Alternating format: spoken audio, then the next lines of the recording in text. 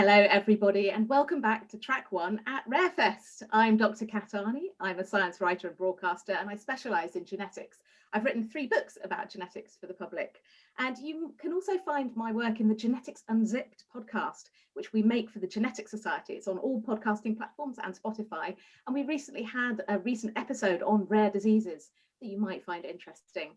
And if you're interested in obesity and hormones, which is the subject of this session, you might like to listen to another podcast series that we've made for the Society for Endocrinology called Hormones, the Inside Story, looking at how hormones affect all aspects of our health, which again, you can find wherever you get your podcasts. The first episode, Are My Hormones Making Me Fat?, features the person I would like now to introduce you to, and that is Dr. Giles Yeo. He is Principal Research Associate at the MRC Institute of Metabolic Science at the University of Cambridge, and you can go and browse their stand, Metabolic Treasures, in the exhibition hall. But for now, please do stay here, as Giles will be giving a short talk about his work on genetics and body weight, and then we'll have a discussion, and I'm sure you will have loads of questions, so please do pop them in the Q&A, and we will get to as many as we can.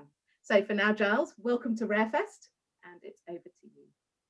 Thank you so much, Kat, and thank you to the organizers, to Joe for having me here. I'm a geneticist by trade, but we're at RAREfest, so this is not an unusual thing. And so I think it's not. Look, being a geneticist is a perfectly upstanding thing to do. I'd like to think. My mother-in-law still speaks to me, so that's a good thing. But when people ask what disease, what traits I study, and I tell them body weight, on which obesity happens to sit on one end of the spectrum, so I study the genetics of obesity, immediately I become the bad person. And I become the bad person because I'm perceived as giving fat people, overweight people, people living with obesity, terms I do not use in any pejorative fashion whatsoever, an excuse. Now, philosophically, I've always found this to be an interesting take, because if I was studying the genetics of, I don't know, dementia, the genetics of cancer, the genetics of rheumatoid arthritis, would I suddenly be giving those individuals suffering from those diseases an excuse? No, right? I mean, I'd be trying to understand biology. I'd be trying to understand pathways. God forbid, I'd be trying to help somebody. But yet, when we talk about body weight, suddenly I'm giving people an excuse, a crutch. Okay, and why is this? I think all of us have seen these scales of justice, right? These things, these in and out pictures, otherwise known as the first law of thermodynamics. So you can't invent calories from anywhere, and certainly you can't magic the calories away. So look, the only way to gain weight is to eat more than you burn, and therefore the only way to lose weight, sadly, is to burn more than you eat, is to eat less. I know what you guys are thinking. You're going, he just said eat less and move more. Really, he just said that. This is what we came to listen to him for on a Saturday. But that's because it's true.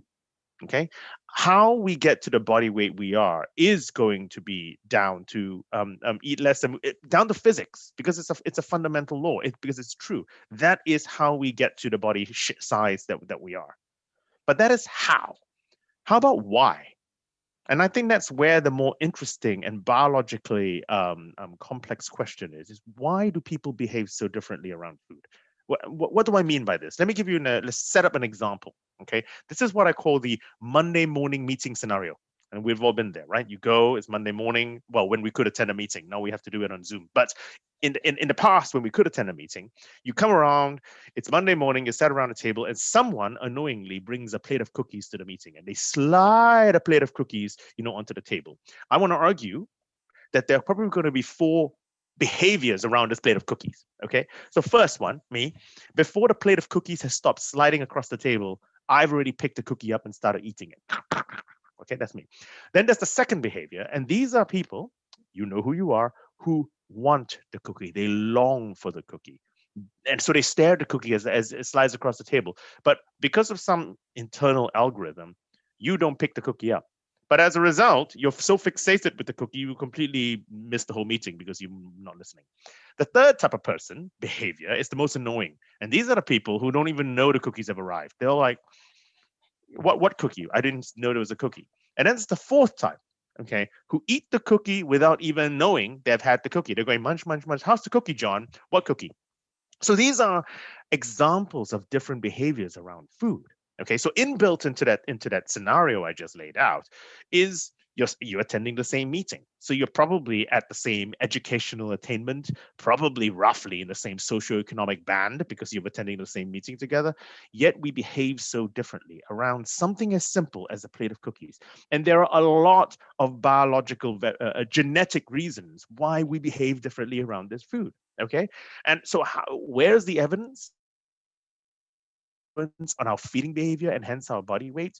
As with many human traits that are studied and that you would have seen throughout this meeting in the stands and in the talks and in the discussions, a lot of these genetic heritability studies about traits have come from twins. Okay, twin studies. So why twins? So for those of you who don't know what twin studies are, this is a brief précis. We have identical twins, okay, and non-identical twins. Okay, now identical twins are like genetic clones of each other, right? They share, in fact, not like, they are genetic clones of each other. They share all their DNA, whereas non-identical twins share as much genetic material as you would with your own siblings, or for that matter, your parents, 50%. So you could take any given trait and ask, well, what happens if I share all my genes versus what happens if I share 50% of my genes, and then work out the heritability of a given trait. So let me give you a couple of examples. If I had hair, my hair would be black. And now hair color is powerfully genetically influenced, but I want to argue with very little environmental impact. Okay, now guys, hair color does not count. I'm talking about your natural hair color.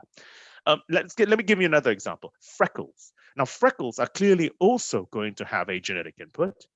But whether or not they appear, how many appear, even amongst identical twins, would entirely depend. Are you wearing a t-shirt? Do I like to stand in the sun? So there we have a very powerfully genetically influenced trait with an equally powerful environmental impact. All right. And so from there, we now understand the heritability, the percentage of a given trait that's down to your genes, the heritability of body weight to be 70%.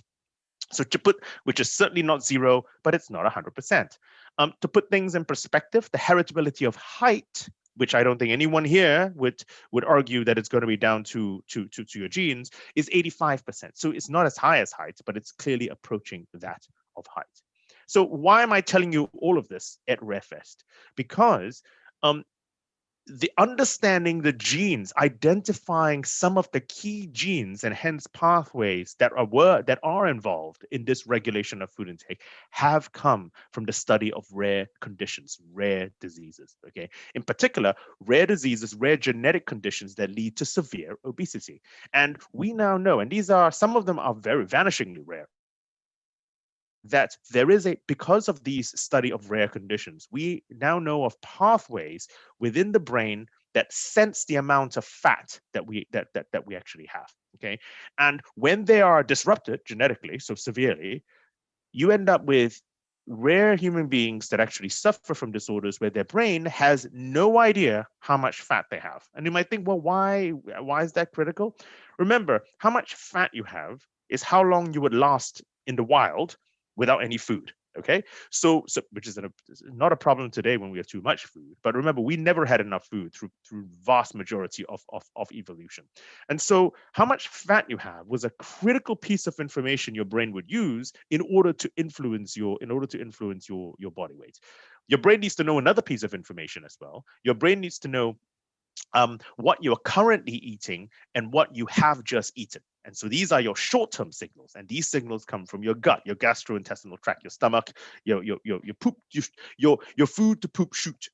Okay, and your brain then senses these short and long-term signals, and what happens, so how much fat you have, the long-term signals, what you've just eaten, and then influences your next interaction with a restaurant, your refrigerator, supermarket. Okay, so there are rare conditions influencing this where your brain just loses all count of this, and so as a result has a brain who thinks you're starving.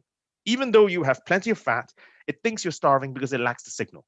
And so therefore, from these rare conditions, which you can actually go into and find out more about at our stand, Metabolic Treasures, and we go through a number of these different rare conditions, okay, we now understand these pathways. But what is and in an underlying theme that you would have also seen in this meeting is why study the rare conditions? What does this have to do with regular body weight regulation? What does this have to do with the more of the general population? Well, as it turns out, while severe genetic disruptions of these pathways results in rare genetic disruptions of these pathways results in severe conditions of obesity and other neuroendocrine disorders, very, very, very, very subtle variations in these same pathways, in these exact same pathways, that influence where you actually, meaning why are some people small, medium, or large. So not mutations, but very subtle variations. And we now know about this because we have harnessed the information we have obtained from studying rare conditions. So the title of this short talk, and I'm coming to a close now, is obesity or is body weight a choice? And I'm going to argue no. Okay, I don't think it is a choice at all. Now you might think, well, really? I'm choosing to put this slice of pizza in my mouth. Surely. I'm choosing to say no or to say yes to a piece of broccoli.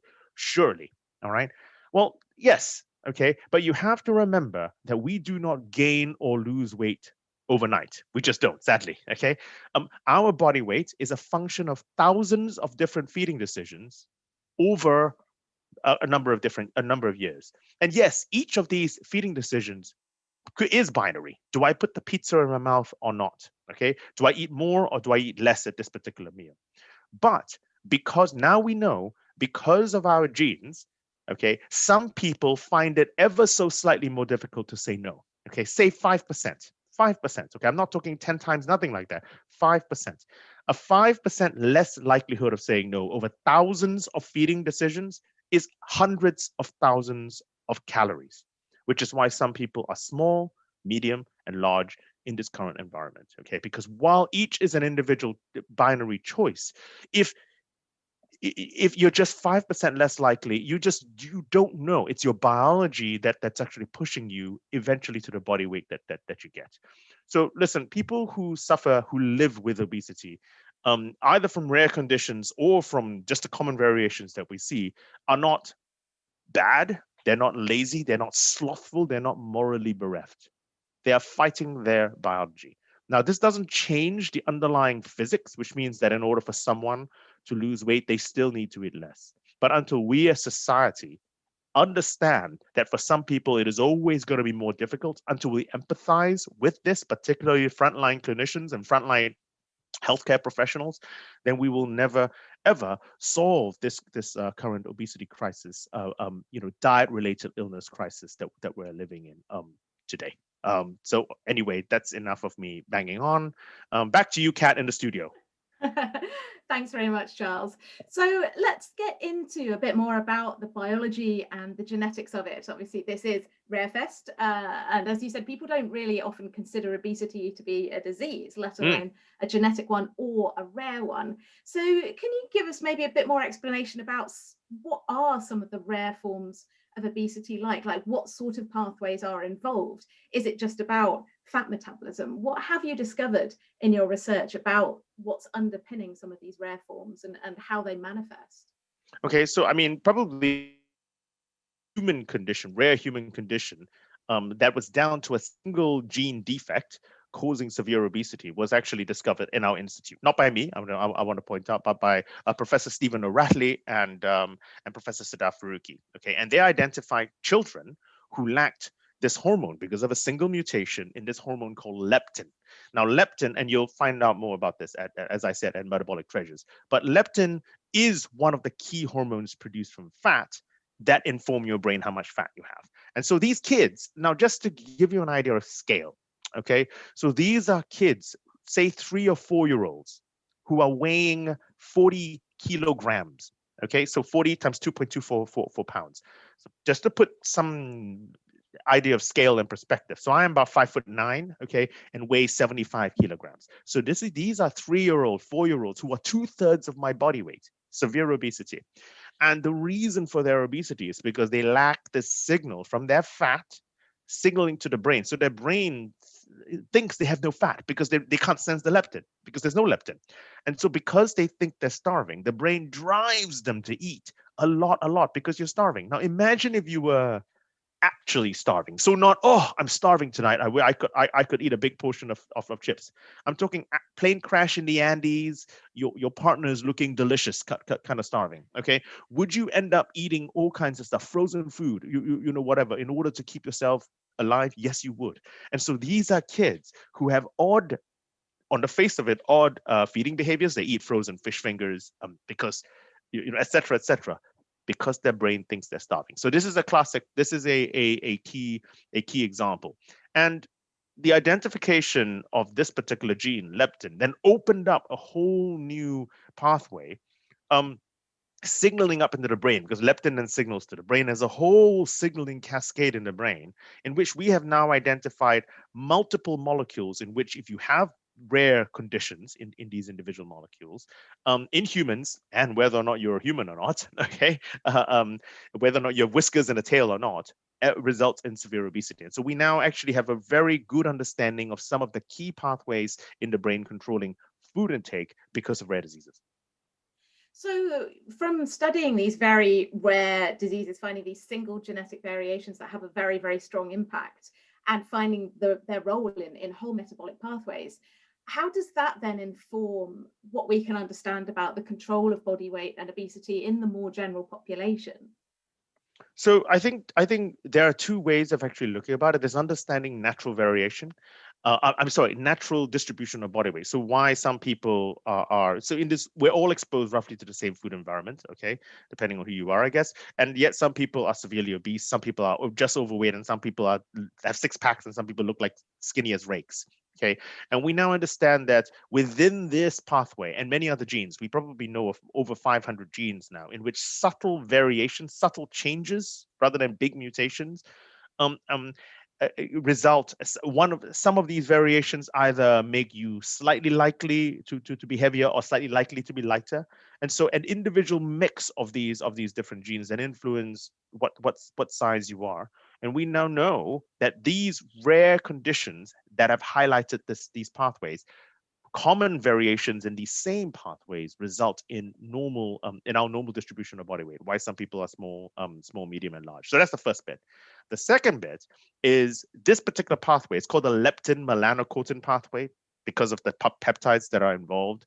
The FDA just approved a drug called setmelanotide. The Food and Drug Administration in the United States just approved the drug to target the pathway. So while if someone doesn't have leptin, you can give leptin to the kids, but that's the only drug that's available. That is really incredibly rare. This other peptide is a melanocortin pathway and has been shown to treat obesity in those suffering from those rare diseases. So this has come from rare disease. But as the tests go on and clinical trials continue, will this drug be more useful to common obesity, to people just suffering, to people who are too heavy, a couple of stone heavier, and want to lose weight? And so it may or may not. I mean, we have to see how effective it will be. But if it is effective and becomes a real blockbuster therapeutic for body weight, then we have rare conditions to thank for drugs such as these. The next thing I wanted to explore is, in your talk at the beginning, you sort of did point out the fallacy of thinking that something like obesity is basically a moral failing, like you can't put the pizza down, it's your fault. I wondered if you could talk a bit about some of the things you know from the animal world about how some of these genes and these pathways are also conserved, because this biology about how we regulate our body, how we know how much to eat, this isn't just a human problem, is it? Right? It isn't just a human problem. So I mean, so keeping actually in the same pathway, because to show that this pathway is conserved, this leptin melanocortin pathway, we have a a few years ago, we were studying Labrador retrievers. Okay, and this is work led by my veterinary surgeon colleague Eleanor Raffin, and a number of you out there would own Labradors. Labradors are the most common pet dog in North America and in the UK, and 150,000 new puppies are registered every year in the UK by itself. Why? They're wonderful family pets. Okay, they're lovely temperament. Well. They're very cute. We use them to sell toilet paper in this country, as you know. So, but they are, for those of you who have Labradors, incredibly food motivated. You have to keep all your compost bins shut because they'll go into them. And Eleanor was always interested in why Labradors were quite so food motivated. And we now know that a percentage, quite a large percentage of pet Labradors have a deletion in this leptin melanocortin pathway, causing them to be more food motivated. Then there are okay, so that is that is a pet dog. How about we can look within the agricultural industry. Okay, so there are pigs out there, for example, which are bred for, particularly for bacon. Okay, and farmers might be there and thinking, well, we need to, they might pick certain characteristics out of the pig. They want them to grow quickly, et cetera, lean the fat mass in order to make good uh, uh, um, good bacon. So some of these pigs have mutations in the leptin melanocortin pathway as well. And so these are out. So the dogs, pigs. One more example, if I might, the blind Mexican cavefish. So you're thinking, Okay. what? So blind Mexican cavefish live in caves in the Gulf of Mexico. So this is where the old dinosaur killing asteroid hit. And so as it hit, it formed all these cracks in the crust and in the mantle, and caves form, underwater caves. And so some fish got stuck in there. So they're blind because there's no light in the caves, and so the fish went blind. But the other thing, aside from light, which is lacking in this cave, is food. So every so often you might get some seaweed that kind of floats by. Now, any of the fish that was just a little blasé about the food coming by, were just hanging out, going, yeah, I'll wait for the next seaweed, died. They were ex-fish. Okay, so the fish that survived were motivated enough to eat food whenever it was there. Okay, these fish, would you believe, have mutations in every fish that is alive today. The blind Mexican cavefish has mutations in this exact same leptin melanocortin pathway, making them more food motivated, keeping them alive. Where's the choice? These are fish. These are pigs. These are Labrador retrievers. Where is the choice? These are hardwired pathways that have been conserved across different animal species, depending on the selection pressure that happens to be there. There is no choice. I find it fascinating. For the Hormones, the Inside Story podcast, as well as speaking to you, our reporter Georgia did speak to Eleanor and met the Fat Labs, and talked about an experiment called the Impossible Sausage, where she puts the sausage inside a box, and the Labradors will literally drive themselves crazy trying to get the sausage out of this box. And it's sort of a measure of how food motivated a dog is, and it's absolutely fascinating. Moving on from dogs, I sort of, before we come to the questions, I did want to talk a bit about what you mentioned as well about the kind of the stigma around obesity. We've fortunately we don't see this so much now, but I can remember a dark time in the 90s when there'd be Channel 5 documentaries in the manner of like a Victorian freak show, looking at people who are severely overweight and obese. And how have we come to stigmatize this condition, this genetic condition, compared to any other rare condition? It seems very unpleasant and unkind to me. Unpleasant and unkind. I'll go one step Mildly. worse. I'll go one step worse. Okay, so yes, it's awful to have some weird voyeuristic television program about people having to be craned out of houses because of their severe obesity. I'll make it worse. So there are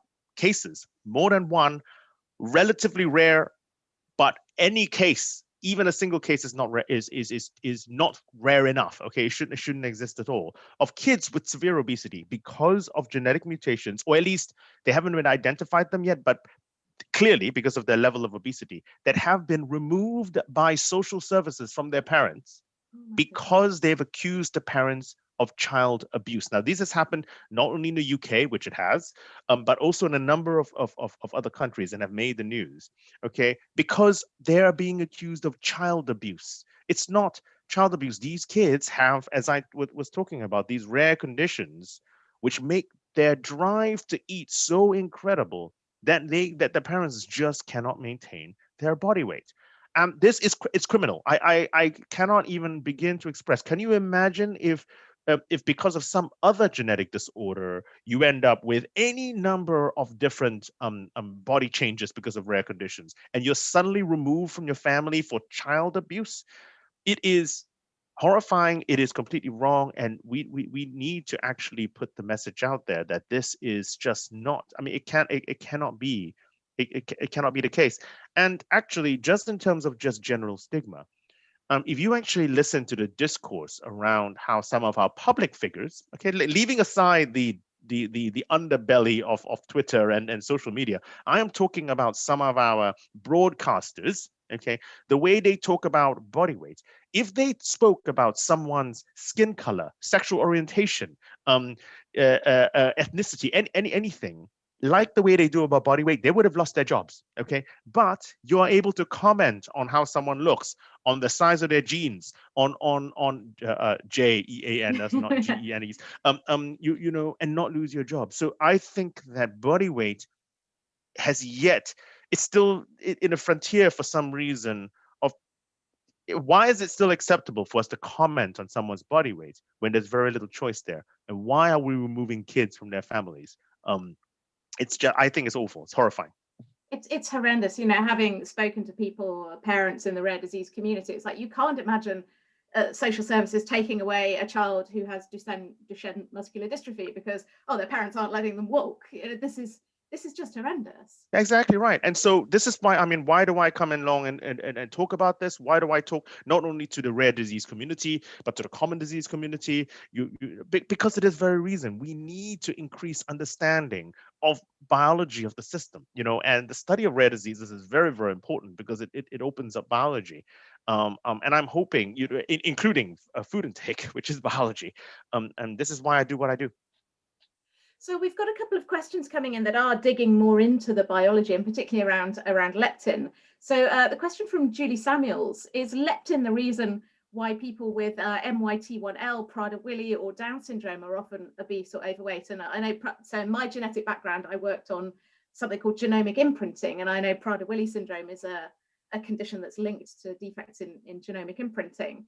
So what's the sort of story there with people with these rare conditions? Or are there different genes at work depending on the condition? I'll answer the Prader-Willi one because I happen to also have worked on Prader-Willi syndrome myself. And so the answer is, while we understand genetically the etiology, the cause of Prader-Willi syndrome, it's an imprinting defect in chromosome 15.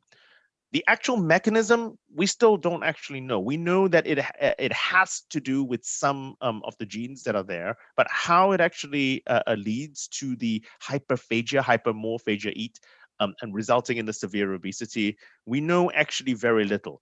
But so in our own work, and this was work doing using animal models rather than in humans, I just want to be very, very clear. We don't think that it is because of a defect in the leptin melanocortin pathway, because when we had our mouse models of Prader-Willi syndrome, which is what we worked with, we found that they had a perfectly functioning leptin system, melanocortin system. All of those pathways were regulated normally. So it's something else other than that. But that's specific for Prader-Willi syndrome. I just want to point out. Yeah, it does really highlight the importance of genetics and the genetics tools that we now have to be able to dissect these pathways. You know, being able to do things like CRISPR and gene editing and generate these really precise models so we can see how all these genes and pathways interact. We have another question as well, some more about leptin, and this is sort of about the opposite way. So we've talked about the rare genetic variations that underpin severe obesity, but what about the opposite? So is an excess of leptin to do with people being severely underweight? Is this the cause of weight gain difficulties in conditions like Noonan syndrome? This is a question from Andrea Reed Kelly. So what about the other way around, when people struggle to actually put on weight? Okay, that's a very, very good question. So my colleague, Sadaf Faruqi, you know, who was together with Steve, one of the ones that identified the leptin mutations in severe obesity to begin with, now is studying, in addition, congenital leanness. Okay, now the problem with being too thin is that there are many reasons why you end up being too thin. You can be ill, you know, HIV, you can have cancer, you can have any number of different things. You smoke too much, okay, you can end up being skinny. But you need to, so what Sadaf and her team did was to try and identify the healthy too thins, okay, congenitally. And she has now, through difficulty, because if you're too thin and are healthy, you don't tend to end up at the doctor. You just don't, doctor, I can't put on, typically, that's not just what go happens. down the shops and buy some really I nice know, clothes. exactly. Actually, interestingly, Sadaf managed to do her recruitment via targeting actually women with boyfriends who cannot gain weight. And so that's how, you know, as part of the targeting process. But anyway, so she has a large cohort of these congenitally lean people. So she hasn't found any big hits like leptin deficiency or anything, the equivalent to that. But in terms of actually looking at the genetic variation, what she found was the same genes that are actually involved, but just in the opposite direction. So in other words, you know how some of these variations make you slightly more heavy, but some of these variations make you slightly lighter. Okay, and so there are these people suffering from congenital leanness, are congenitally lean, happen to be enriched for these variations, a mix of variations that make them that make them lighter. Now there are going to be rare conditions. Newman syndrome, I think, what was mentioned, and I'm going to put my hand up and say I don't know what the etiology of that is. It says in here RAS/MAPK pathway, so a cell signaling pathway. But don't. I mean, so that is going to be very ubiquitous because obviously RAS and MAPK is going to be in every single cell. I'm going to have to look it up. I'm not claiming to know the etiology either, so sorry, Andrea. That's all right. So we have another question about another syndrome that's associated with obesity, which is lipedema, which I think is or lipidemia. Yeah. Lipodystrophy. It says lipedema. So these are where you have very big fat deposits on the limbs. Right, got it, understood. Yep. Sorry, I'm not quite sure how to pronounce that. So it's the condition where there's large fat deposits on certain parts of the body, the lower limbs. Segmental overgrowth. Yeah. So what is kind of going on there? Is this to do with leptin as well? What do we know about that? Okay, so here, and interestingly, we also have people in our institute that study this. No, this has to do with the PI3. A lot of that has to do with growth pathways. So they tend to harness cancer pathways. It's not cancer, but it harnesses some of the same pathways where in effect you have, it's a slightly more, it's overgrowth of fat within specific regions, except it's not malignant. Okay, so it's just overgrowth of fat. And they have to do with these genes that actually regulate growth. It's not down to leptin because, okay, let me just be careful. By and large, it's not down to leptin because the leptin levels appear to be commensurate. So in other words, leptin reflects fat mass. And so if you have more fat, you're going to have more leptin. So leptin appears to be functioning properly. There are one or two rare conditions within the scenario where these large fat segmental overgrowth fat mass that grows do not happen to produce leptin. And the guys are still trying to figure out why that might be the case. So no, it's not down to the leptin pathway for that. That happens to be growth genes around kind of like cancer related pathways, but these are not cancers. They're just overgrowths of fat. Yeah, it's important to remember that, you know, the faulty pathways that drive cancer cells to grow or any cells to grow out of control, they're the same pathways that turn us from growing from one cell into a baby or like help us to grow as children. So, you know, we have the same growth pathways and they get used in different ways throughout our lifetime. And are controlled in different ways. And then go wrong in different conditions in different ways. We have a very interesting question from Jonathan Milner. Maybe interesting to see how you interpret this. The question is, are we fattening because we are eating too much? So I think this is about general increase in obesity in the population. Are we fattening because we are eating too much, or are we eating too much because we are fattening? So I think is there a kind of a loop between like as we get bigger and sort of the general rise in obesity and overweight, particularly in Western populations? So can we dissect that a bit? Okay, so I'll answer genetically. And so what we now know, as I said, when we've done these genome-wide scans, okay, of hundreds of thousands of people, we look at millions of different variations, genome-wide association studies to identify regions of your genome that are associated with body weights, and then we highlight genes. So we now know of over 500 of these genes, and where the vast majority, and so this is BMI, okay, or the fat that you have, and so we now know that for the vast majority of these genes brain, and where we know their function influence feeding behavior. So based on that, and we know that because they have, because some of the genes that are highlighted are also highlighted in rare, the drive eating causing obesity. So my answer is, from what we know of the data so far, the likelihood is that the genetic variation makes us eat more for any number of different reasons, makes us eat more, causing us to be heavier than we need to be or want to be. Does this mean that there's no vicious cycle? Okay, because then the other question is, if you end up eating more and therefore getting heavy, does it drive you to eat more and actually get heavier? There is some evidence. That eating and high-fat diets and getting carrying too much fat can actually result in, I hesitate to say permanent changes, but can result in changes within an area of the brain called the hypothalamus, making and this is in animal models, I want to point out, okay, making therefore a vicious cycle. Could this be true in human beings? I mean, it's true in mice. It may be true in human beings. So we don't know whether or not this is necessarily true in human beings yet. But would I be surprised that there's some feed forward loop, some vicious cycle that eventually kicks in if we are too large for too long? I wouldn't be surprised. But where we know that the hard data that we have is that the vast majority of body weight phenotypes that we see is going to be driven by food intake rather than the other way around. So this sort of slightly leads on to a question from Sarah, who says, how do we balance the public health message of reducing obesity without stigmatizing obesity? Because if we've got this intersection of behavior, of environment, of our genes, of the availability of food, and maybe we can talk a little bit as well about access to food and access to healthy food, and that sort of intersection with being able to afford healthy food. How do we go forward as a society? Because we are told all the time that obesity is rising, more and more and more of us are overweight, and this could have catastrophic impacts on our health as a nation, blah blah blah, fear.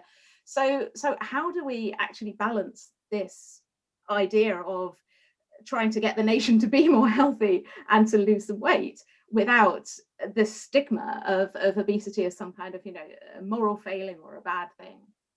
So I think as a mature society, or as mature as we're ever going to get, I'd like to think that some of us, most of us, all of us should be able to hold two thoughts in our head, okay?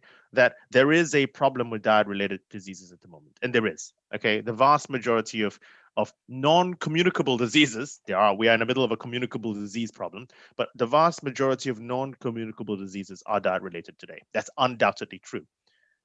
There should be our ability to say there is a problem and not blame the people suffering from the problem, okay? We should be able to do that, okay? Because I think people think that when I talk about obesity as a problem, that I'm blaming the people suffering from the problems. I'm not. I am absolutely not. I'm just pointing out an issue. Then we got to look at why people are why are people ending up being obese to begin with? So my day job, what I study is the biological variation. I've already talked about this, but I may as well take the opportunity to touch on, I think you mentioned whether or not people can afford foods and what have you. But we have to remember that there is this incredibly uncomfortable link between socioeconomic class and the likelihood of becoming obese and actually having any diet-related illnesses at all, okay?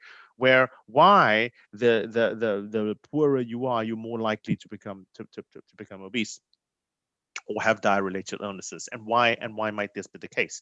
And that's a lot of it has to do with the fact that as you go down the socioeconomic ladder, as you lose privilege. Privilege comes in three different flavors, okay? Privilege can come in cash, actual cash amount. Privilege can come in time. So I have roughly the same amount of cash, but I need to work 3 shifts in order to get that. And it comes in knowledge. So what is high in fiber? What is iodine? What is vitamin C? That kind of thing, okay? And so as you go down the socioeconomic and privilege, socioeconomic ladder, you lose privilege, okay? Because that's just the way life is. So as a result, as you lose privilege, you begin to lose choices. Imagine, okay, we are all I think the vast majority of us listening to this are going to be middle class, Let's just face it, okay? Painfully middle class. We're in Cambridge, okay? And so we have I know what I'm having for dinner tonight. I know what I'm having for dinner tomorrow night. We have no issues.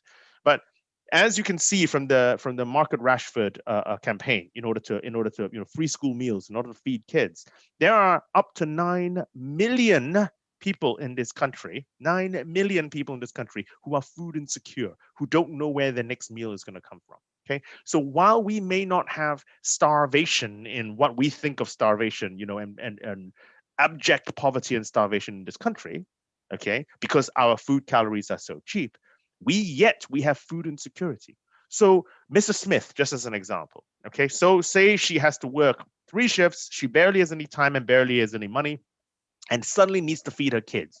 And so what she's going to do, she's going to have to make the choices she is going to have to make. And if she ends up having to be at, and buy frozen food in order to feed her kids, who are we, to judge her? And does this actually then put her in a vicious cycle? So we need to, in very many ways, solve privilege to actually be able to fix a large percentage of diet-related illnesses. I want to put this out as an argument. Thank you. Well, we have been on an incredible journey during this session, from the genetics of very rare forms of obesity all the way through to trying to fix society. So I hope you've appreciated the sweep of the discussion. So thank you very much, Dr. Giles Yeo. That has been really fascinating to chat with you. Sorry, there were so many questions that we weren't able to get to, and I do apologize for that. Please do go and browse the stand from the Institute of Metabolic Science in the exhibition hall, their stand Metabolic Treasures. You can explore more about rare conditions linked to obesity and what that might mean for all of us in the general population. If you're interested in finding out more about the work that I do on genetics, please do check out our podcasts, Genetics Unzipped, and also Hormones, the Inside Story, produced by my colleague, Georgia Mills. Lots of fascinating insights into hormones and health. And also I do have a new book, which is about genetics and cancer. It's called Rebel Cell, and it talks about how the processes of cancer are really deep within our own evolutionary and genetic stories within us as a species and across all species across the tree of life. So all that remains is for me to say thank you very much. Our next session here on Track 1 at 4 p.m. will be Solving the Problems of Rare Disease with Arney. He is the founder and CEO of rarebase.org. So thank you so much for joining us. Thank you, Giles, for your insights. And I really wish you all a wonderful afternoon. Thank you. See you later. Bye, guys.